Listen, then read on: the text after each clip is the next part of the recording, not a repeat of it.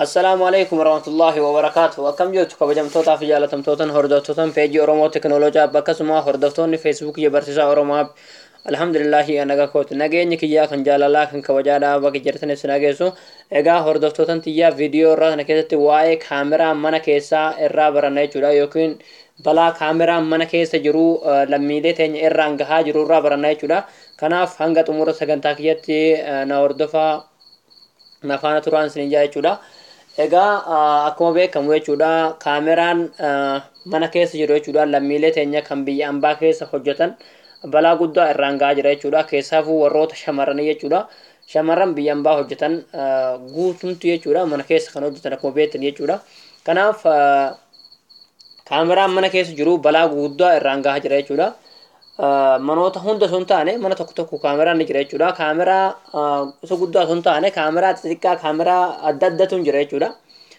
egaa akkuma beekamu teknooloojiin babal'atee jira jechuudha kanaaf kaameraa xixiqqaa kan namni kaameraadha jee inuma hin yaanne kan namni kaameraadha jee inuma hin beekne jechuudha fakkeenyaaf kan akka qalama kaameraan irra jirutu jira jechuudha qalama xiqqaa jechuudha kanaan fakkeenyaaf shaanaa hudduu shaanaa kan kaarabatti rakkabu sanirraa kaameraan kan kaameraa qabu jira jechuudha kan fakkii akkasii jechuudha wanta xiqqaa jechuudha waan namni kaameraadha jeenuma hin yaanne gonkumaa jechuudha isinii galee kanaaf gorfaa keessatti ani wanta gorfaa san keessatti dalagamaa oolee wanta gorfaa san keessatti adeemfamaa oolee hundaa'uu ni waraaba jechuudha akkasuma isaan bakka jiran jechuudha mobaayila isaaniitiin walitti konneekti godhanii hordofan jechuudha abbaan kaameraa san kaa'e jechuudha kanaaf balaan guguddatun shamarran teenyarraa lammiilee teenya kan biyya ambaa keessa hojjetan kan biyya ambaa keessa hojjetaa jiran irra gahaa jira jechuudha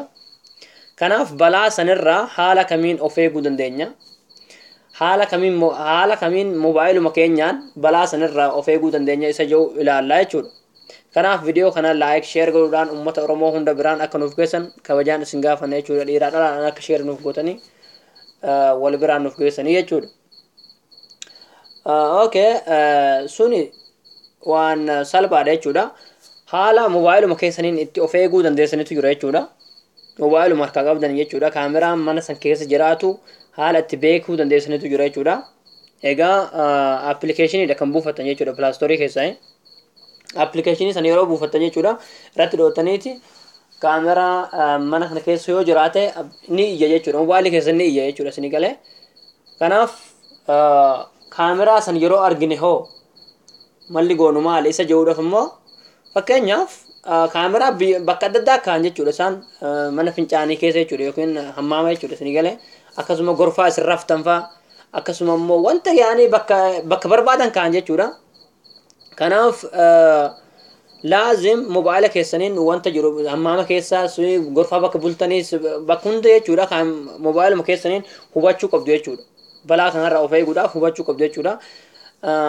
yeroo argitan ammoo wanti godhuu qabdan jechuudha yeroo mobaayilii keessanii iyyee kaameraa san argitan jechuudha qalamarra jiraatee wanta fedherra jiraatee wanta yaanii mobaayilii irratti geessan jechuudha wanni godhuu qabdan yoo fakkeenyaaf hammaama yookiin shintibeetii mana fincaanii keessa jiraate jechuudha carqii irratti yaa jechuudha akka inni isin waraabne isinii galee carqii irratti yaatanii isin waraabuu hin danda'u fuula keessan arguu hin danda'u jechuudha akkasuma mana bultii keessan jechuudha mana bakka isin bultan irratti yoo argitan sanillee yeroo uffata jijjiirratan fa'aa isin laaluudhaaf gaaramni shabaabni fa'aan keessaafu baala geedha jechuudha maal godhuu qabdanii yoo argitan yoo dhugaa mana san keessa kaameraan jiraate jechuudha carqii irratti yaa jechuudha wanti shakkitan san irratti jechuudha wanti kun kaameraadha jee warri wanta mobaayilii irratti iyyisan jechuudha mobaayilichi eega iyye khalaas akiid kaameraan jira jechuudha gorfaa kana keessa isinii galee dhibbaan dhibbatti ni jira jechuudha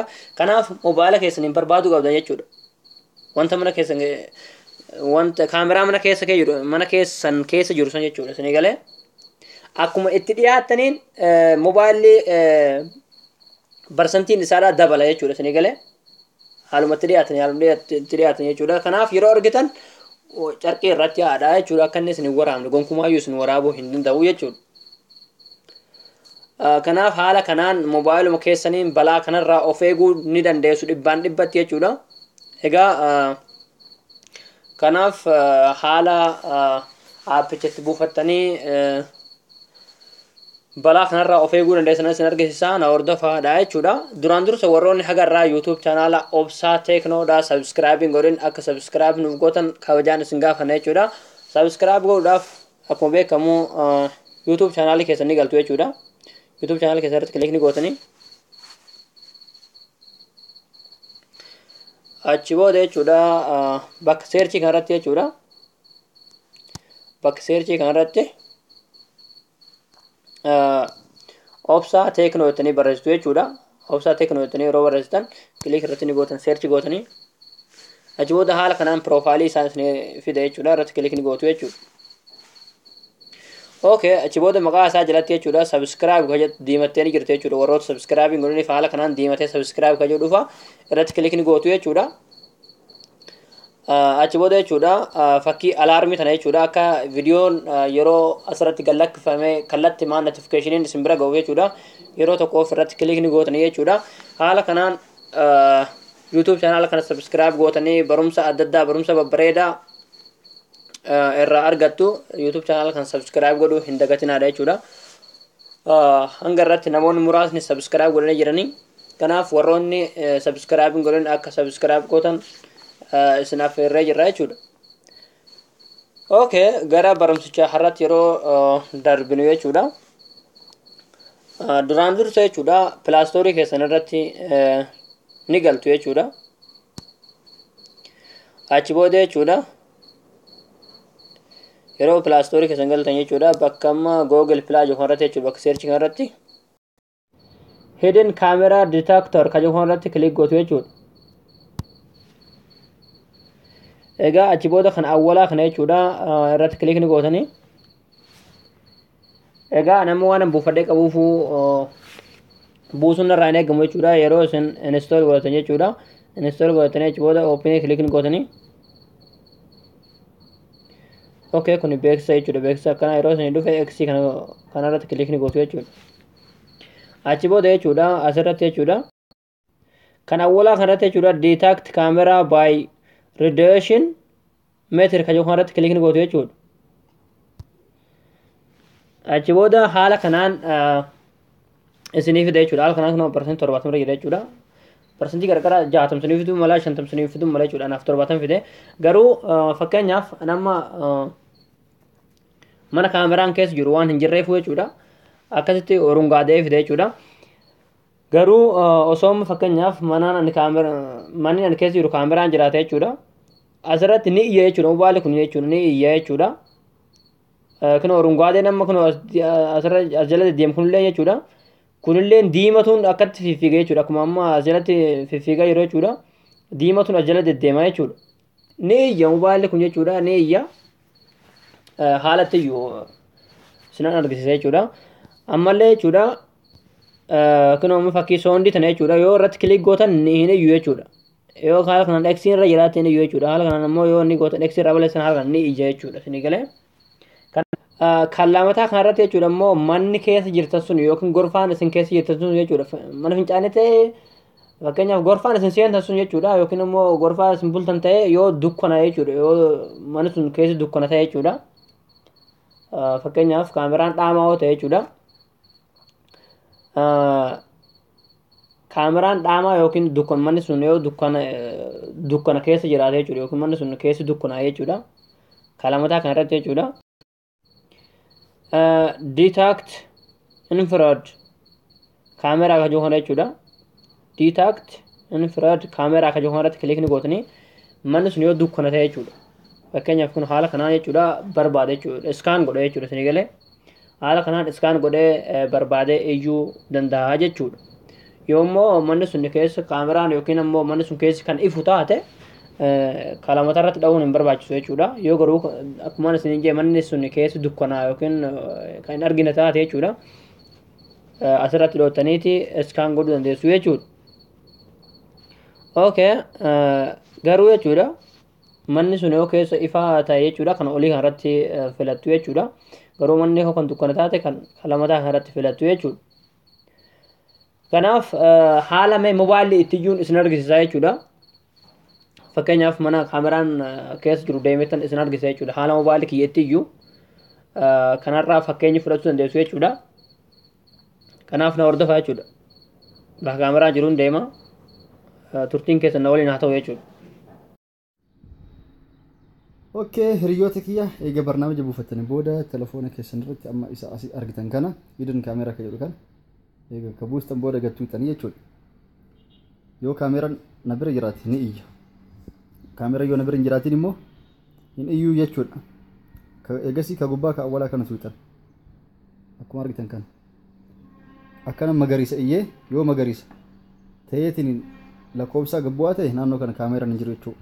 Mee amma mana keessan barbaada fakkeenyaaf amma maxxaka keessa jira ni barbaada naannoo gara tallaaja fa'aa waan adda addaa meeshaalee achi ilaalaa amma yoo gara mirgaa goru amma akkana yoo deebi'u hin jiru diimaa ifeetiin yoo diimaa ifee iyye kaameera jira jechuun naannoo sana eegasi bakka inni itti iyyaa irraa itti iyyu san tolchee barbaada jechuudha bakka tamii jira akkana barbaadanii jechuudha amma diimataa bakka lakkoofsa amma duraan 70 jiraame amma dhibbaa ol ta'ee jira mee eessi jira akkana barbaadne 100 105 106 dabalaa deemu jira mee wanti tanarra laalaa bakka tam jira qulfirra jira moo eessi akkanumatti bakka itti shakkitanii fi waan akka kaameraa ta'e isin mul'atu argitan tolchitanii barbaadan lakkoofsi naannoo kanatti tolchee dabalaa eewa mee laalaa mooluwaano qulfii kana bira moo eessi jira mee eessi jira deemu lakkoofsi 120 ol tare mee tolchee laallaa yoo itti ol qabu waa tas jira jechuudha argitanii naannoo tan isin mul'atti isii tan argitanii diqqaattee dhokatteetiin hin jirti keessan maxxansan akka namni hin arginetti yoo itti siisu tolchee lakkoofsi dabalaa ni iyya akkuma argitan kana tolchee iyyaa jechuudha bakka sanitti waan akkanaa sanatti kaameera jira jechuudha akkasitti iddoo hunda barbaadan naannoo akka iddoo telefoona shaan itti godhan bakka toosiidhaan karaa fakkeessanii faa kayan garaagarummaa qabu laaltan jechuudha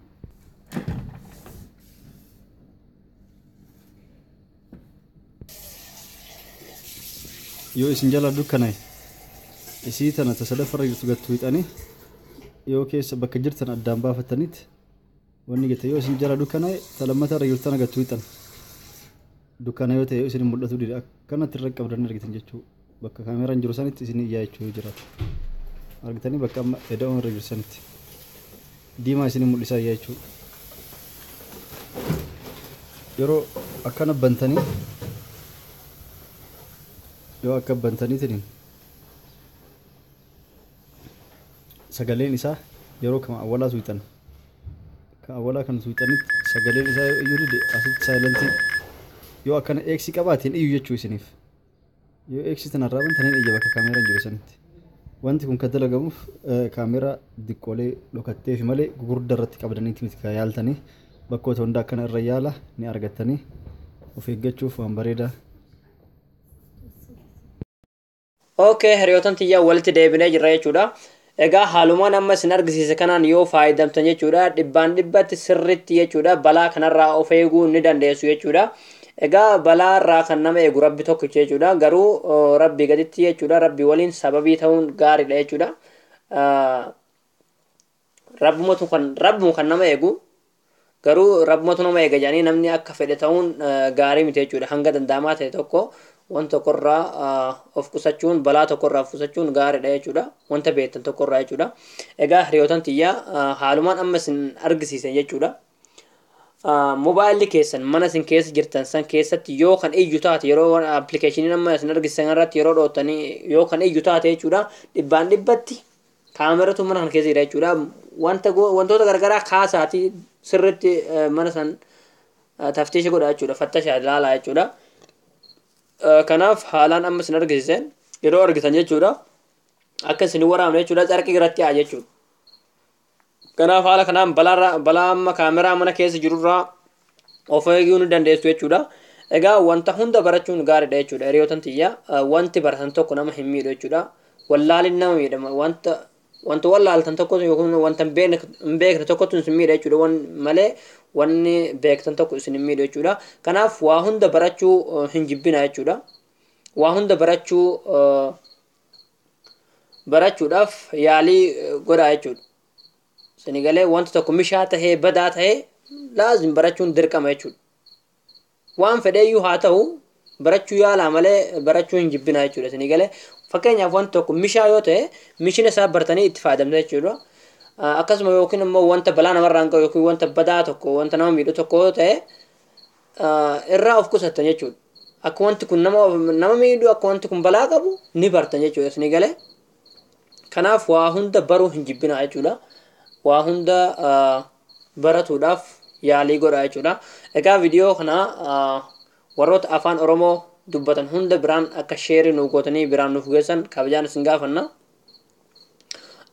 Barumsa dabalataa argachuudhaaf YouTube channel barsiisaa Oromoo app subscribe godhuudhaan barumsa garagaraa jechuudha irraa argachuu dandeessu jechuudha. YouTube channel keessan galuudhaan asirratti jechuudha bakka searching irratti jechuudha.